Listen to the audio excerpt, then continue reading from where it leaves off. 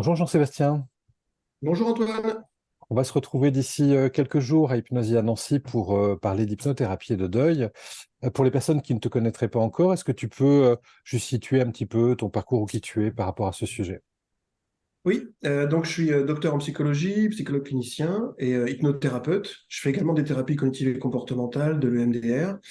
Et j'ai un parcours assez diversifié dans différents domaines, social, judiciaire, sanitaire. Mais pour le deuil, ce qui nous intéresse, c'est surtout mon exercice en oncologie, en soins palliatifs, qui m'a amené à approfondir cette thématique, à faire mon travail de thèse de doctorat clinique sur ce sujet, à écrire un ouvrage sur le sujet et à développer une clinique aussi des troubles du deuil. Et j'ai pu notamment observer leur expression à travers d'autres types de problématiques comme la douleur chronique ou les troubles addictifs. Hmm. Donc c'est un peu ainsi que je viens dans cet atelier. Je pense que le point là que tu viens de soulever, il est important, c'est-à-dire quand on parle de deuil, immédiatement on pense aux soins palliatifs, aux soins de support. Et en fait, la problématique du deuil, elle est évidemment plus large, d'abord parce que tout à chacun va être confronté un jour au deuil, d'abord celui des autres, ensuite de soi, mais aussi parce que la question du deuil, elle est effectivement présente dans d'autres cliniques que celle des soins palliatifs. On la rencontre dans des consultations somatiques, on la rencontre évidemment dans des consultations libérales, on la rencontre finalement quand l'humain va être confronté à cette question-là.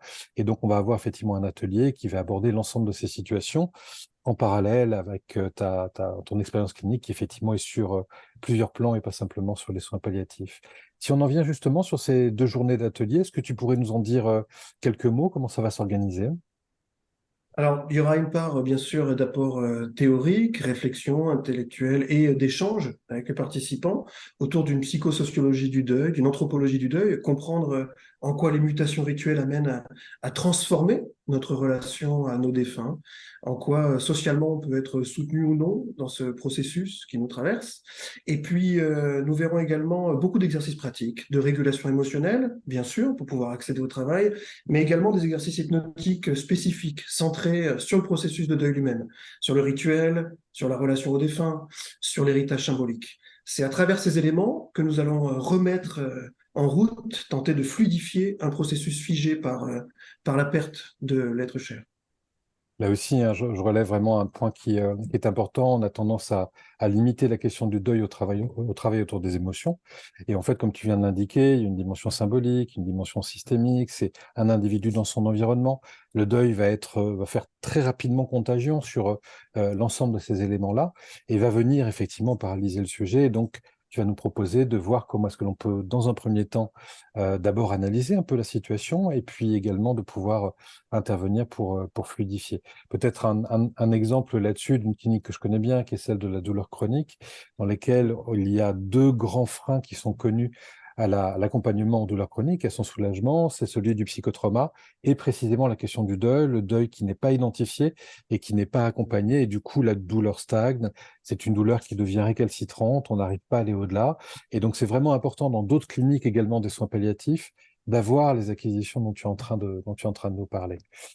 En termes d'objectifs, si tu devais finalement te fixer un objectif personnel en disant bah, j'aimerais que les participants repartent avec cela, ça serait quoi?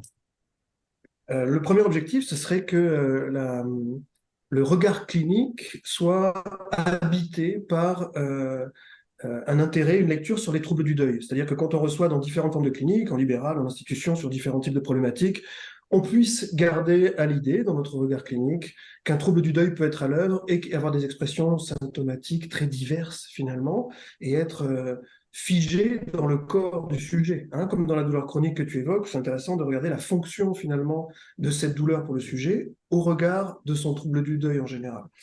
Et puis, bien sûr, ce sera de pouvoir identifier des facteurs de vulnérabilité, des facteurs de protection, et surtout d'avoir en tête des approches spécifiques pour remettre en route ce processus. Voilà, pour moi, ce sera un peu l'objectif essentiel de cet atelier. Je tiens à souligner toute la générosité qui te caractérise. Tu délivres toujours beaucoup à la fois de cliniques, d'exemples cliniques, mais aussi d'approches, de techniques en termes d'hypnose. On l'a vu tout à l'heure dans ton parcours, enrichi aussi d'autres apports que tu peux emmener. Donc, on est sûr de la qualité de ces 2 jours. Merci beaucoup de consacrer ce temps à Hypnosie Nancy pour cet atelier et à très vite, donc, pour discuter de cette question cruciale en pratique de chacun. Avec grand plaisir, Antoine. À bientôt. À bientôt.